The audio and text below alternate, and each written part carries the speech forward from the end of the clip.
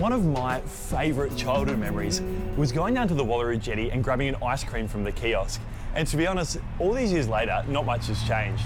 So today, I'm going to show you 3 places which are just steps away from each other that are doing really interesting things with cold confectionery. St. Louis' house of fine ice cream and desserts in Guja Street was inspired by the traditional ice cream parlours of Paris. And I think Ashley has one of the sweetest jobs around. The first thing I notice about your ice cream is the texture. It looks really soft and creamy. Yeah, they are. We have a high butter fat percentage, which does give it that really creamy texture, which everyone loves. And not just for cones. The fresh milk ice cream is made from natural ingredients and is also used in amazing desserts. Check out Elijah making this cookie crunch. The most popular is the St. Louis, so it's a white chocolate base with caramel and honeycomb. And then my personal favourite is the blackberry and ginger. For me, I'd love to try a little bit of the Greek yogurt with fig and walnut because that just sounds amazing.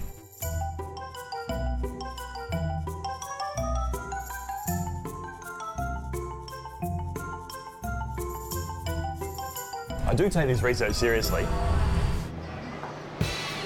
Now, across the road, just near the Central Market, is 48 Flavours, a new gelato bar that's the brainchild of Brian O'Donnell.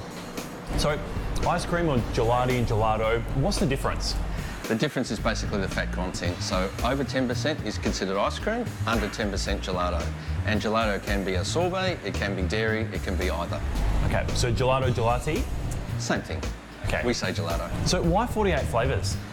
Well, we use vegetable fats, we don't use animal fats, so it's lighter on your stomach. We use local Fleuraloo milk and situated right next to the market, so we've got the capability of changing flavours regularly and daily. Fantastic. So do you make this all yourself? We make it all in store, yeah.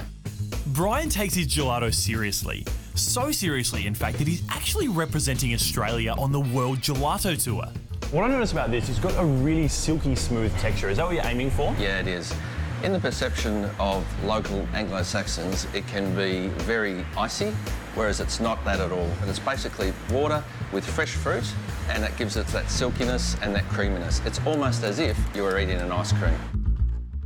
Back across the road in Field Street, I found a place that's more like a science lab than dessert bar, and that's because Fancy Ices uses liquid nitrogen to create their cold confectionery. Okay, so this is where I get to unleash my inner nerd. Now, normally it takes days to train to learn how to do this, but under Juliet's careful guidance, I'm going to give it a go now. What are we making? Oreo Panda. Oreo Panda. Yes. What do we do? So we put in the Oreo crush, we pour in our milk and cream, and we turn the machines on. Okay, give it a mix. Give it a mix.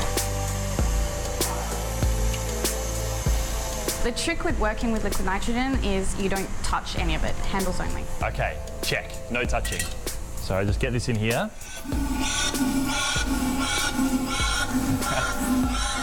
And now we just pour the nitrogen in our mixture. Liquid nitrogen freezes that kind of cream and Oreo mixture into a perfect ice cream. It's so cool.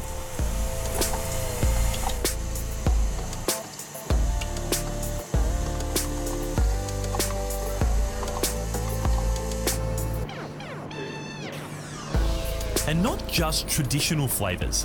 Here you'll find things like tomato juice and even sweet corn used to flavour their creations. It's actually really smooth and creamy and made in under a minute.